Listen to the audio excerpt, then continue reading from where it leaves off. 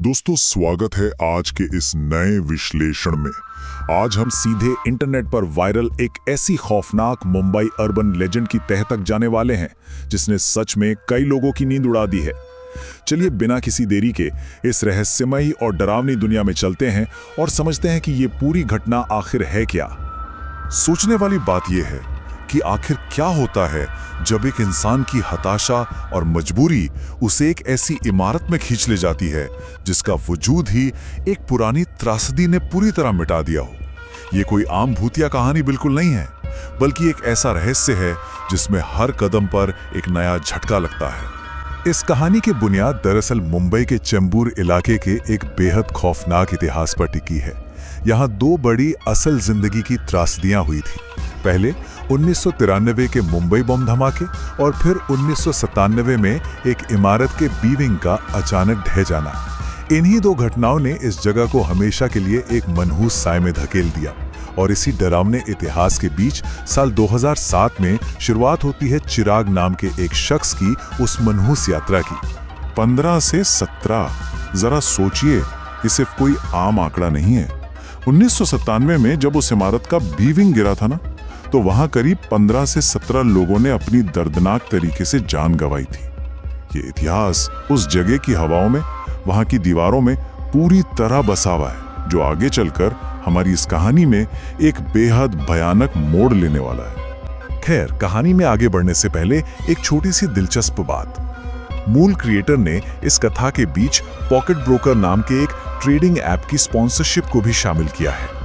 इसके 3 बिल्कुल आसान चरण बताए गए हैं। कोई एसेट चुनिए, जैसे क्रिप्टो या स्टॉक, कीमत का अनुमान लगाइए और 92% तक का प्रॉफिट कमाइए। साथ ही 100% डिपॉजिट बोनस के लिए AMP प्रोमो कोड का भी जिक्र है। यह डिजिटल कहानी सुनाने के नए तरीकों का एक बेहतरीन उदाहरण है कि कैसे सस्पेंस के बीच स्पॉन्सरशिप को पिरोया जाता है। चलिए वापस कहानी पर आते हैं। एक सेल्समैन का हताश मौका। चिराग एक ऐसे कॉर्पोरेट माहौल में फंसा हुआ था जहां दबाव बहुत ज्यादा था और यही दबाव उसकी आगे की यात्रा का कारण बनता है। 3 महीने, पूरे 3 महीने बीत चुके थे और इस युवा सेल्समैन ने एक भी वाटर प्यूरिफायर नहीं बेचा था। किसी के लिए भी ये समझना बिल्कुल आसान है कि जॉब पर इस तरह का परफॉर्मेंस कैसा मेंटल प्रेशर बनाता है। और अगर चिराग की बैकग्राउंड की बात करें तो उम्र महज 22-23 साल, एक छोटी सी तंग चौल में रहना और अपनी बीमार बूढ़ी माँ की देखभाल की अकेली जिम्मेदारी, और ऊपर से उसके बॉस की वो आखिरी सख्त चेतावनी, या तो इस महीने कुछ बेचो या फिर नौकरी भूल जाओ। ये ऐसी मजबूरियां हैं जो किसी भी इंसान को कोई भी अंधा जोखिम उठाने पर मजबूर कर ही देती हैं। लेकिन फिर आता है एक चमत्कारिक दिन। एक ही सुबह में चिराग अचानक लगातार 5 प्यूरिफायर बेच डालता है। बॉस खुश हो जाता है और इनाम के तौर पर उसे एक बहुत ही खास लीड सौंपता है, एक कमर्शियल बिल्डिंग जिसका नाम था चिप। ये बताया गया कि ये कंपनी अपना हेडक्वार्टर अक्सर बदलती रहती है। असल में यही वो पल था जहां सफलता ही अनजाने में एक भयानक जाल की तरफ ले जाती है। और यहां से शुरू होता है अगला पड़ाव, खाली ऑफिस। एक ऐसी जगह जहां सन्नाटा भी डरावना लगता है।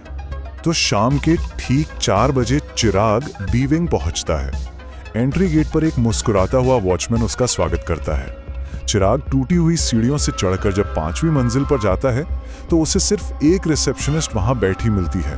बाकी का पूरा ऑफिस एकदम सुनसान, ना कोई हलचल, ना कोई एम्प्लॉई। किसी अपॉइंटमेंट के लिए थोड़ी देर का वो नॉर्मल सा लगने वाला इंतजार अब धीरे धीरे एक अजीब से अकेलेपन और बेचैनी में बदलने लगता है। इंतजार करते करते शाम के 6 बज जाते हैं। चिराग परेशान हो जाता है और वहां से निकलने की कोशिश करता है, लेकिन तभी वो रिसेप्शनिस्ट एक ऐसे ऑर्डर का लालच देती है जो 15 से 20 ऑफिसों को सजाने के लिए काफी था। पैसों की तंगी कैसे इंसान के अंदर के डर को दबा देती है, ये इसका सटीक उदाहरण है। बड़ी डील के लालच में चिराग उस सन्नाटे भरे अंधेरे होते ऑफिस में रुकने का बहुत बड़ा फैसला कर लेता है। पर अब ये कॉर्पोरेट मजबूरी एक खालिस रोंगटे खड़े कर देने वाले डर में बदलने वाली है। पिछली त्रासदियों की गूंज, इतिहास का खौफनाक सच। रात के 8 बज रहे थे। अचानक तीसरी मंजिल से एक बेहद जोरदार धमाके की आवाज आती है। उसके तुरंत बाद इमरजेंसी सायरन की गूंज और नीचे से ऊपर की तरफ बढ़ती हुई लोगों की भयानक चीखें। ये सिर्फ कोई आम आवाज नहीं थी, बल्कि ऐसा लग रहा था मानो 1993 के धमाकों का वो खौफनाक मंजर वहां उस इमारत में पूरी तरह से जीवित हो उठा हो। इन चीखों और धमाकों के बीच जब चिराग की जान सूख रही थी, उस रिसेप्शनिस्ट का जो जवाब आता है वो और भी डरावना था। वो कहती है, लोग शायद अभी जल रहे होंगे। बाहर मौत का नंगा नाच चल रहा हो और इस औरत की आवाज में ऐसी अजीब सी शांति सच में किसी की भी रूह कंपा दे। वो बड़ी शांति से आगे बताती है कि ये चीखें तो यहाँ रोज सुनाई देती हैं। मूल स्रोत यहाँ एक बहुत गहरा सामाजिक तंज भी कसता है कि कैसे समाज ऐसी त्रासदियों को भुला देता है। पहले मोमबत्ती मार्च निकाले जाते हैं, सरकार को कोसा जाता है और फिर कुछ दिन बाद सब भूल जाते हैं। और फिर वो चिराग को एक सीधी चेतावनी देती है, अगर उसने उस ऑफिस के बाहर एक कदम भी रखा तो तुरंत उसकी मौत हो जाएगी। दोस्तों, अब जो होता है ना, वो इस पूरे अनुभव का सबसे भयानक मंजर है। अचानक उस रिसेप्शनिस्ट के चेहरे के भाव किसी दानव, किसी शैतान की तरह होने लगते हैं। उसकी चमड़ी, उसकी स्किन अजीब तरह से पिघलने लगती है। इस नामुमकिन और खौफनाक दृश्य को देखकर बुरी तरह से सहमा हुआ चिराग बचाव के लिए पूरी ताकत से चीखने लगता है। अब हम कहानी के उस हिस्से में आ चुके हैं जहां सारी कड़ियां एक झटके में जुड़ जाती हैं और दो बिल्कुल नए राज खुलते हैं। अंतिम भयानक मोड़। चिराग की चीखें सुनकर अचानक दरवाजा खुलता है और सामने कौन था? वही मुस्कुराता हुआ वॉचमैन।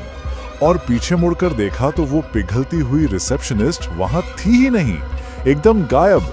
वो वॉचमैन तुरंत चिराग को उस खाली कमरे से निकालता है और उसे सुरक्षित ग्राउंड फ्लोर पर ले आता है। लेकिन ग्राउंड फ्लोर पर आकर वो वॉचमैन ऐसी बात कहता है जो दिमाग हिलाकर रख दे। उसने कहा, अगर यहाँ कोई चलता फिरता इंसान दिख जाए तो उसे इंसान मत मानिए, वो भटकती हुई रूहें हैं। सोचिए, 1993 और 1997 की उन भयानक मौतों का पूरा इतिहास एक ही पल में सच्चा और खौफनाक रूप लेकर सामने आ गया। लेकिन रुकिए, कहानी यहां खत्म नहीं होती। अगली सुबह जो खुलासा होता है उसने सब कुछ बदल दिया। एक तरफ था चिराग का अनुभव, उसने वॉचमैन को देखा, चलते फिरते ऑफिस में बैठा और एक क्लाइंट का इंतजार किया। पर उसके बॉस की नजर में सच्चाई क्या थी?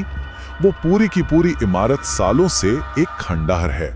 उस क्लाइंट का असली ऑफिस तो गोरेगांव में है और सबसे बड़ा झटका, उस बिल्डिंग में कोई वॉचमैन काम ही नहीं करता। यानी ना सिर्फ वो रिसेप्शनिस्ट, बल्कि जिस वॉचमैन ने उसकी जान बचाई वो भी एक भटकती हुई रूह ही था।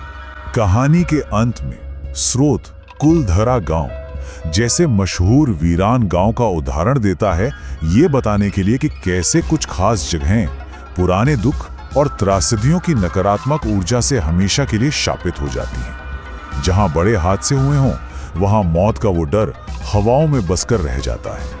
आखिर में एक ऐसा सवाल जो दिमाग से आसानी से नहीं जाएगा, हमारे इतिहास का कितना बड़ा हिस्सा आज भी उन जगहों पर ऐसे ही भटक रहा है जिन्हें हम वीरान छोड़ चुके हैं। क्या वीरान खंडर वाकई खाली होते हैं?